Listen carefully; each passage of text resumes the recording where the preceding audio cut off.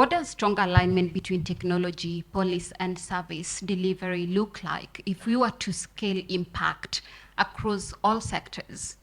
First, standardization is key. Standardization, and I'll start off, for instance, when the internet was coming out, we had the protocols, and it's the same. We don't have a different one for different regions. It's the same internet, right? Whether I go to the village, whether I'm here, that level, and I talked about the different standards, right? So if we're all saying that we are following, if it's ISSB or whichever, then that standard needs to be there so that, one, you avoid greenwashing or someone saying I'm more green. And it also helps even with procurement, for instance. We are following standards and we know if it's GRI, if it's all of these, then these are the rules we're following, right?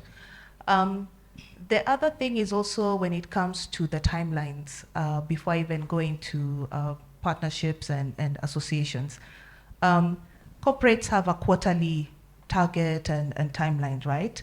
We have the NGOs and donor funds also using the different funding cycle. We have the government using its own cycle as well. So even as legislation and funding and all of these things, that fragmentation also creates an issue because my budgeting period is different. In corporate, I'm under pressure to give out strong results by this time. I have to make sure, so forget this, when government is ready, you'll find the rest are not ready. So that level of standardization and less fragmentation, or if we can't change it, then how do we create that synergy around it? The other bit is that it has to be at every level, right?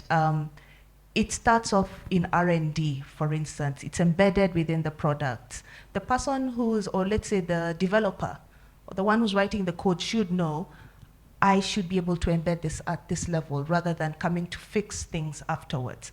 And the question is not how do we make it successful, is when it fails, how do we double back and how do we make sure that we're able to work backwards from that point?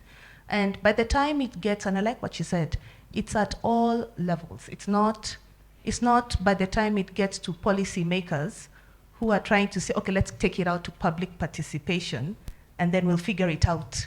And then everyone comes back saying, no, I don't like this. And I think you've seen some of the bills that are coming out and they're saying, okay, the county government is in charge of this and NEMA is in charge of that. And the CS will just sign off the bill. And and then we end up having like 50 bills. There's SWMA, there's the EPR bill, there's regulations.